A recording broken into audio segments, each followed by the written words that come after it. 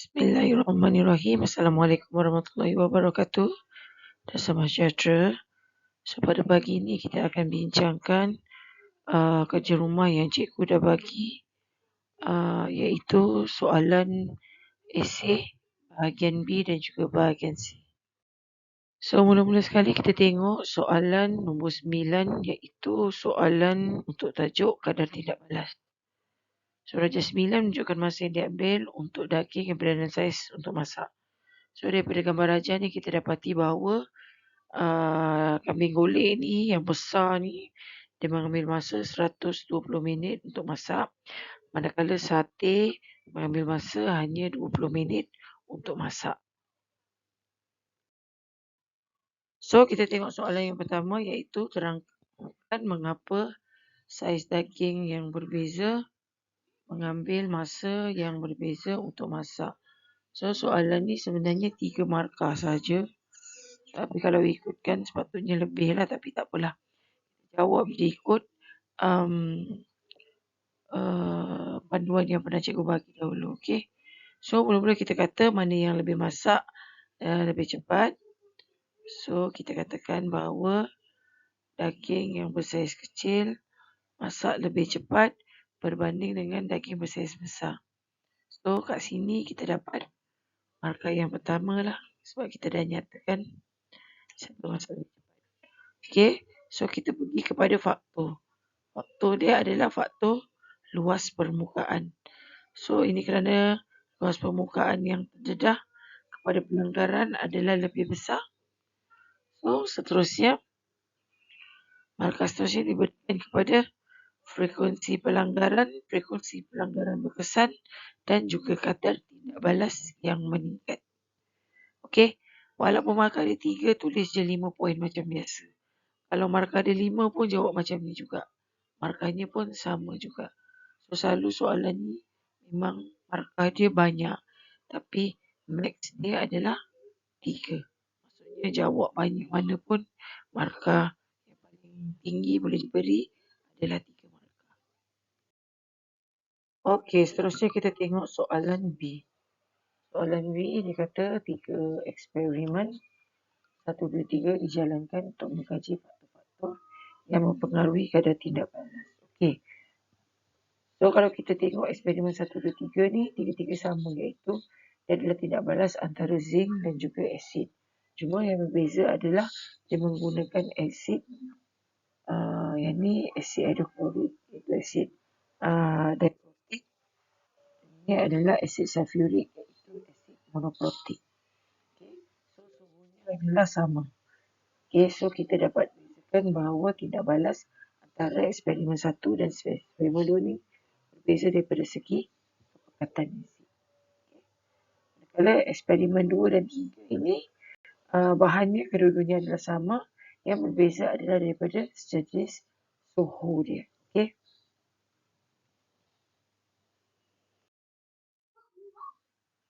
Okey, kita tengok soalan dia yang pertama. Merujuk kepada eksperimen 1, 2 dan 3, nyatakan faktor yang mempengaruhi kadar tidak balas.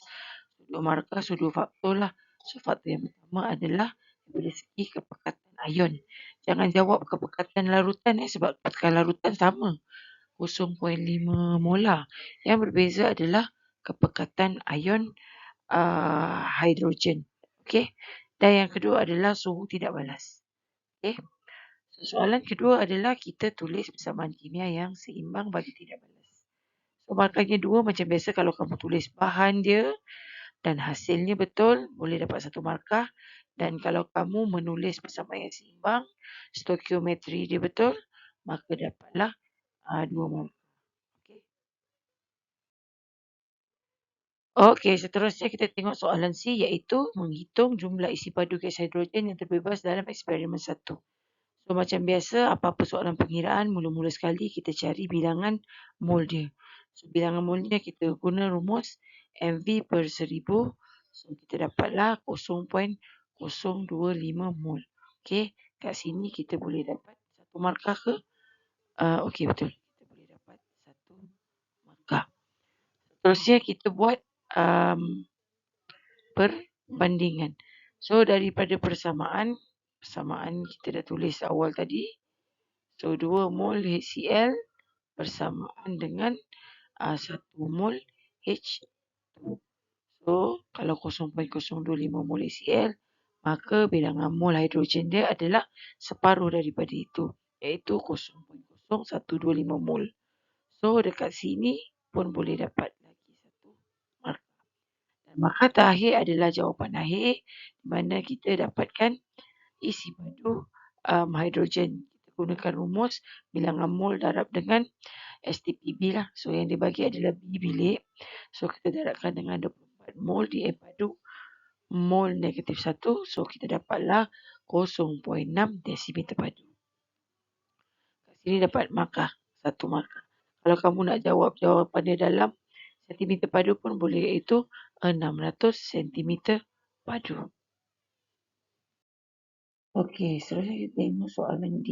Disuruh bandingkan pada tindak balas antara set eksperimen dan tindakan jawapan berdasarkan teori pelanggaran. So kalau kita tengok markah kat sini 10, kita bagikan siap-siap lah untuk satu perbandingan 5 markah. So bila 5 ni selalunya ada 5 perkara lah yang kita nak terangkan macam biasalah. Yang pertama adalah kadar tidak balas, mana yang lebih tinggi. Yang kedua adalah faktor dia. Okey, faktor. Seterusnya kita nak tengok macam mana faktor mempengaruhi daripada segi tidak balas. Dan akhir sekali adalah mengenai frekuensi pelanggaran dan frekuensi pelanggaran berkesan. Okey, yang kadar tidak balas ni dah tak perlu sebut pun tak apa sebenarnya, sebab kat atas kita dah sebut kadar tidak balas. Okey, so untuk yang ini kadar tidak balas set 2 adalah lebih tinggi berbanding dengan set 1. Ini dah dapat satu markah. Kemudian faktornya adalah kepekatan ion hidrogen.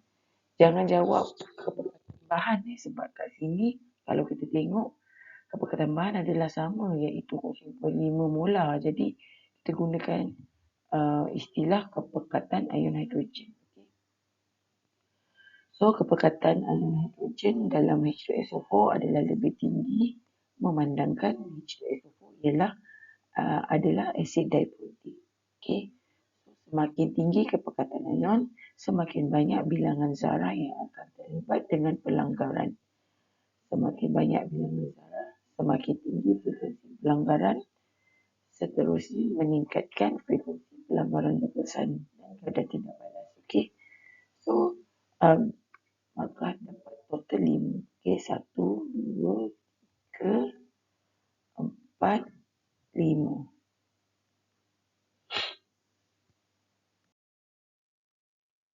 Okey, kita tengok pula explanation untuk set 2 dan juga set 3. So, macam biasa, sama juga kita kena ada penerangan mengenai kadar tidak balas, kemudian faktor, kemudian bagaimana faktor mempengaruhi tidak balas, dan seterusnya mengenai frekuensi pelanggaran berkesan.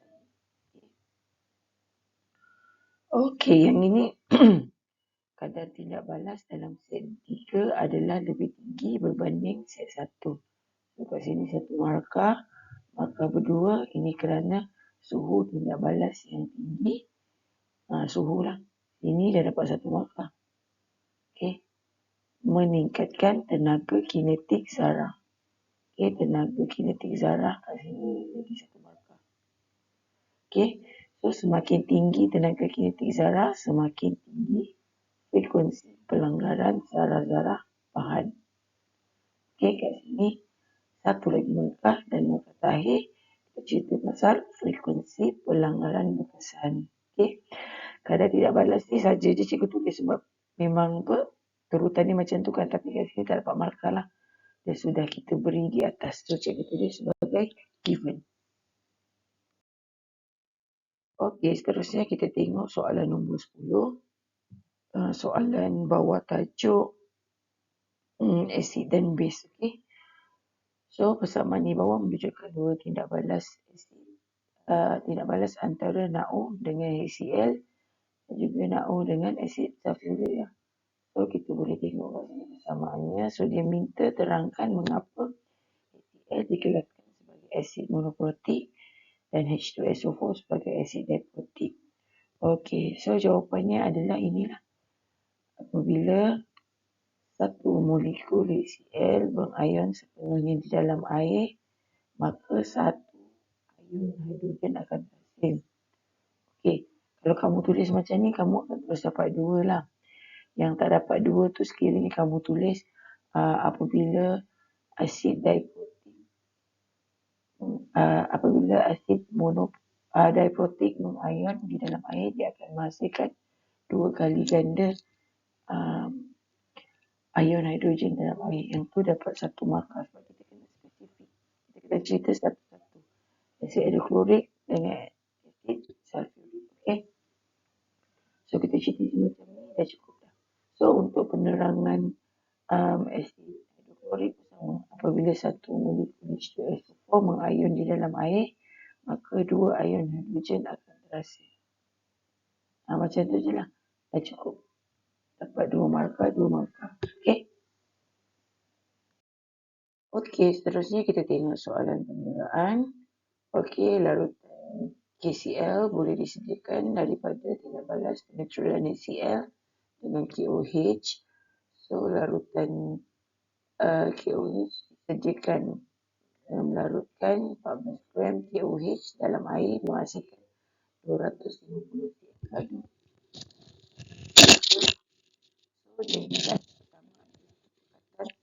larutan hidroksida.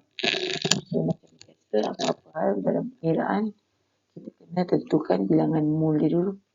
So, bilangan molnya adalah kita bahagikan saja isim dengan dia punya GMR.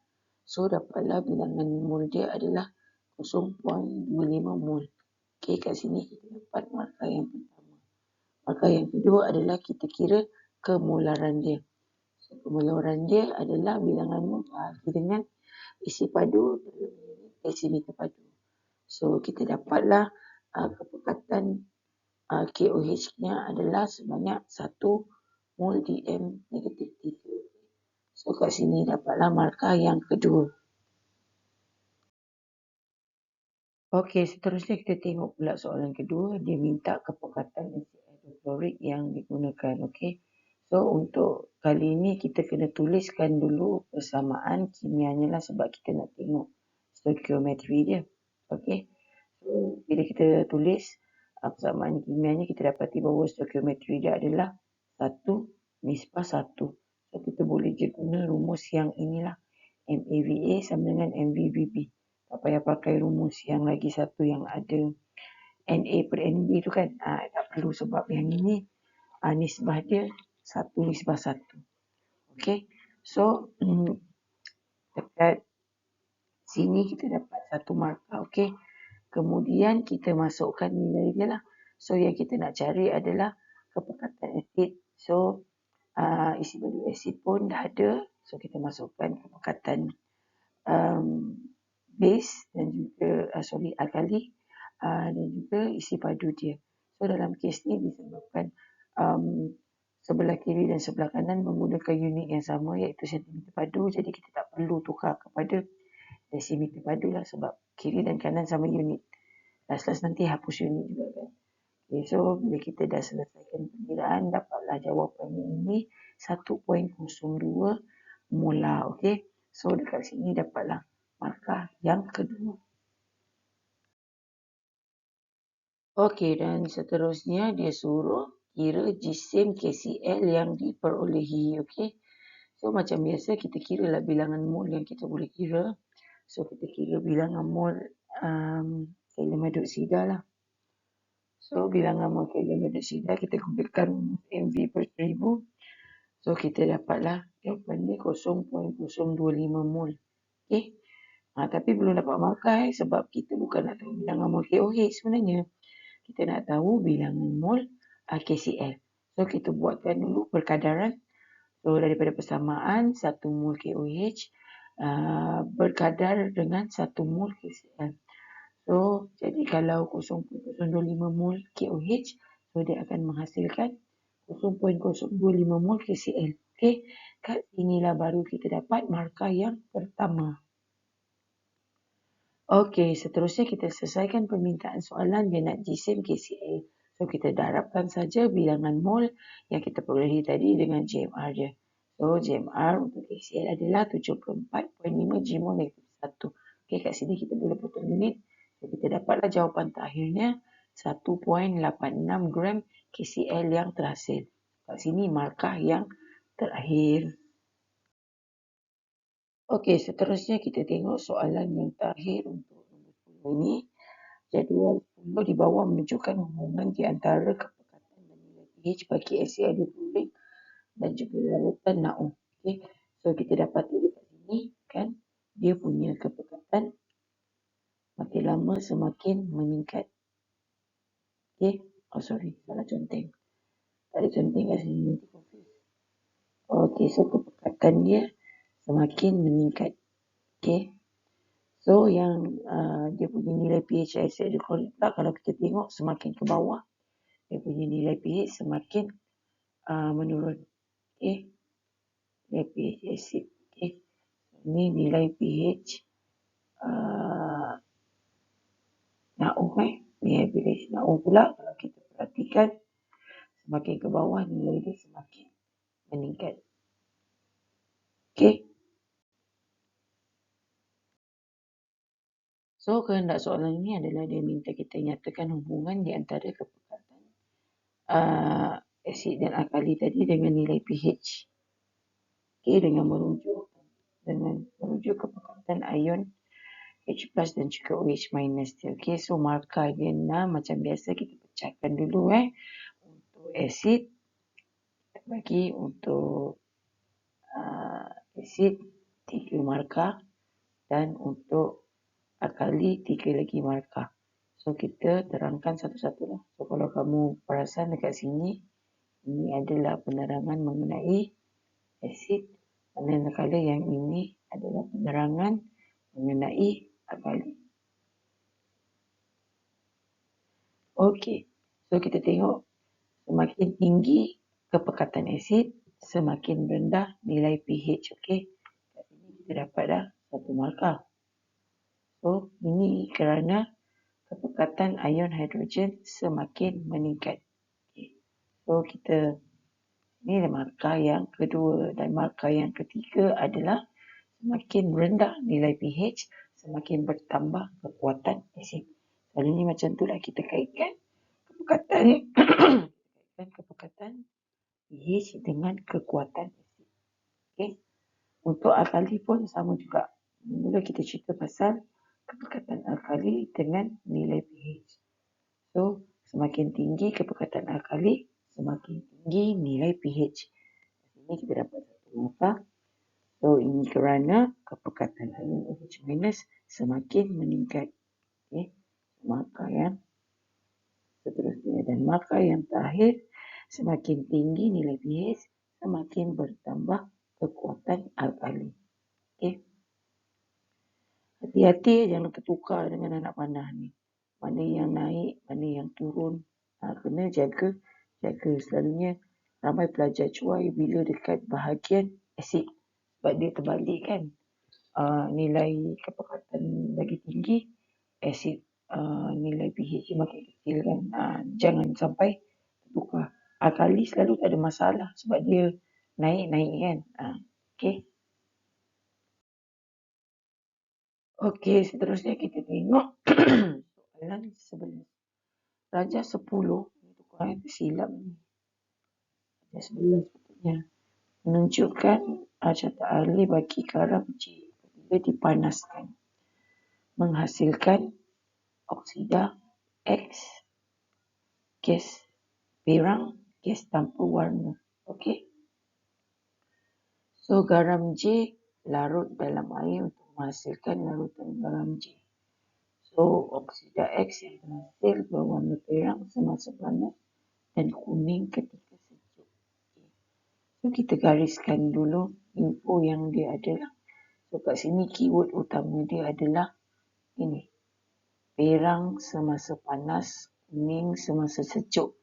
So, tak ada benda lain yang boleh jadi dia. Dia mestilah plumbum. Plumbum oksida ni, dia kalau panas, dia adalah warna kuning dan sejuk, dia akan jadi, panas warna perang, sejuk warna kuning. So, dah tentu-tentu oksida X ni adalah lambung oksida. Okay. So, kemudian kita nak tengok, dia kata garam J larut dalam air. So, plumbum ni yang larut dalam air tak banyak. Sebab dia banyak yang tak larut. Plumbum sulfat tak larut. Plumbum klorida tak larut. So, satu-satunya yang larut dalam air yang tinggal adalah plumbum nitrat. Okay, so macam biasa kalau plumbum nitrat, gas warna perang tak lain lah. Gas warna perang mestilah nitrogen dioksida dan gas tanpa warna dia adalah oksigen. Okay. So macam biasa kalau soalan macam ni conteng siap-siap dekat carta, alih jadi senang. Terus boleh tulis jawapan dekat dia punya soalan nanti. So sekarang kita selesaikan dulu soalannya. Okay, so disuruh cadangkan satu contoh garam J. Okay, so kat sini satu markah. Dan kemudian kenal pasti oksida X satu markah. Gas perang Y satu markah dan gas tanpa warna Z satu markah. Jadi dia besarkan dulu dia punya markah supaya senang kamu nak jawab. Jadi 4 markah 4 poin. So garam dia adalah garam lambung ni adalah tertindih pula ni. Lambung nitrat, okey. Kalau kamu nak tulis nama pun boleh sebab dia tak minta nama, okey. Kalau kamu nak tulis formula kimia saja pun sudah cukup, okey. So kat sini kita dapat satu markah. Okey. So X tadi kita dah tulis siap-siap dia adalah lambung oksida. Tulis nama pun boleh, tak tulis pun tak apa, okey. Y pula adalah gas nitrogen dioxide dan akhir sekali Z adalah gas oksigen. Okey, seterusnya kita tengok soalan ini. Dia minta nyatakan nama anion. Nama yang ni kita tulis lah. Nama. 2 baris lagi kita letak. Nama bagi anion 1. Yang kedua cation yang ada dalam C. 1 markah. Okey, so ujian kimia ni tinggallah 5 tolak 1, tolak 2 dapatlah 3. So kat sini adalah 3 markah. Okey.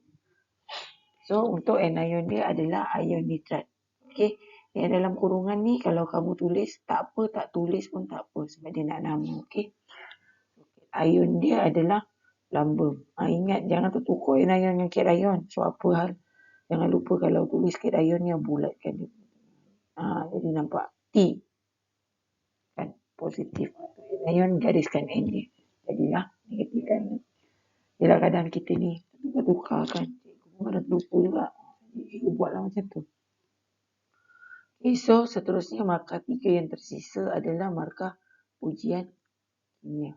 So ujian kimia yang ini kita tahulah ujian cincin kan untuk ion nitrat. So macam biasa untuk ujian jangan lupa penting untuk kamu nyatakan isi padu dan juga kamu nyatakan radas yang kita gunakan. Okay, so dalam kes ni kita masukkan 2 cm padu H2SO4 cair dan 2 cm padu larutan garam J ke dalam 5 cm padu. Sorry, sini bukan garam J Sorry, tersilap pula. Bukan garam J, ini adalah larutan FeSO4. Okay. So masukkan 2 cm padu H2SO4 cair dan juga 2 cm padu larutan FeSO4 ke dalam tabung uji yang berisi 5 cm padu larutan garam J. Isi padu ni kamu boleh agak-agak je lah. Tapi janganlah melampau macam tabung uji. takkan nak sampai 100 kan. Tabung uji ni paling banyak dia boleh isi memang 10 cm batu. Okay. So kita tengok poin yang kedua, dengan berhati-hati atau secara perlahan-lahan titiskan 5 titis H2SO4. Okay. Jadi kamu boleh gunalah berhati-hati ke secara perlahan-lahan ke dua-dua pun boleh. Okay. Dan akhir sekali cincin perang terbentuk menandakan kehadiran ion NO3. So 1 point, 1 markah. So dapatlah markah 3 untuk ujian kimia. Okey, kita tengok soalan yang terakhir. So, soalan terakhir ni 11 markah. 11 markah. Jadi kita kena asingkan siap-siap lah macam biasa. Okey. So, dia minta yang dia minta adalah cadangkan 2 larutan. So, cadangkan 2 larutan yang sesuai kat sini 2 markah. Okey. Untuk penyediaan penyediaan PbSO4. Kemudian persamaan kimia. Okey, persamaan kimia pun 2 markah. Okey. Kemudian huraikan eksperimen. Huraikan eksperimen ni nanti dulu. Kita nak tahu markahnya berapa, kita settlekan dulu semua. Kita tengok bakinya berapa. Okey, dan namakan jenis tindak balas. So, 1 markah. So, bila kita total up, semua adalah 5 markah kan. So, tinggallah 6 markah untuk huraian eksperimen. Okey, so kita jawab dulu yang kecil-kecil. Okey, so, cadangkan 2 larutan. Larutan pertama adalah PbNO3 2. Okey, memang tak ada larutan lain lah kita boleh pakai. Sebab plumbum ni yang tak larut memang plumbum nitrat je. Yang lain semua larut. Sorry. Yang larut cuma plumbum nitrat aja. Yang lain semua tak larut. Jadi memang satu je plumbum ni kita boleh pakai. Okey, dan kita boleh gunakan sulfat. Mana-mana sulfat, janji dia semua adalah garam kan. Okey, kat sini 1 markah.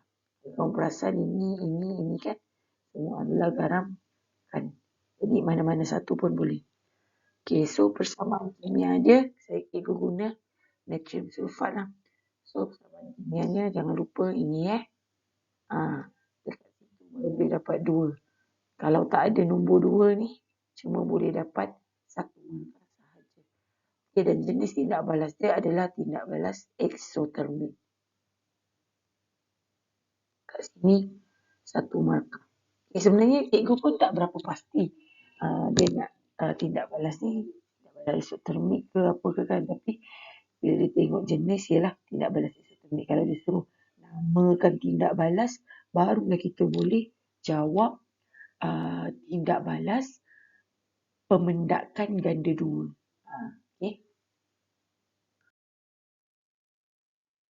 Okey, seterusnya kita tengok pula prosedur dia. Tadi markah yang tersisa adalah 6 markah. Tapi sebenarnya cuma ada 5 step saja yang tinggal untuk menghasilkan garam tak larut ni. Tapi kita adalah akan markah. Satu lagi markah tambahannya cikgu akan tunjuk nanti kat mana. Okey. So, untuk prosedur ni yang penting adalah kamu kena tuliskan kuantiti fizik. Kuantiti fizik ni apa? Isi padu ke, jisim ke, perlu ditulis. Dan yang kedua, kita kena tulis dia punya radas yang kita guna. Okey. Yang apa yang kita nak buat memanglah kena tulis sebab nama pun prosedur. Okey. Okey, so kita tengok yang pertama ini, kita campurkan 25 cm padu, larutan plumbum nitrat dan 25 cm padu, larutan natrium sulfat ke dalam bika. Okey. Kat sini dapat 2 markah terus. Kalau kamu tak tulis isi padu, kamu tidak akan dapat markah 2 lah. Dapat 1 je. Okay, untuk set yang kedua ni cikgu tersalah tulis. Kacau campuran ni kalau kita buat tindak balas penyediaan garam larut. Okay. So, yang kedua ni adalah kita biarkan sehingga mendakan terbentuk. Okay. So, kat sini kita dapat markah yang kedua. Markah yang ketiga adalah kita turas mendakan yang terhasil menggunakan kertas dan corong turas. Okey. Ini markah yang ketiga. Markah yang keempat adalah kita bilas hasil turasan menggunakan air suling Dan air sekali kita keringkan, mendakan dengan menggunakan kertas turas. Okay. Dapatlah markah yang ke-5. Dengan berakhirnya penerangan tadi, maka berakhirlah sudah sesi kita untuk hari ini. Okey, jangan lupa semak kamu punya jawapan tu. Kemudian jangan lupa snap cantik-cantik, terang-terang dan hantar kepada cikgu sebelum jam 12.55 pada hari ini. Okey, selamat belajar.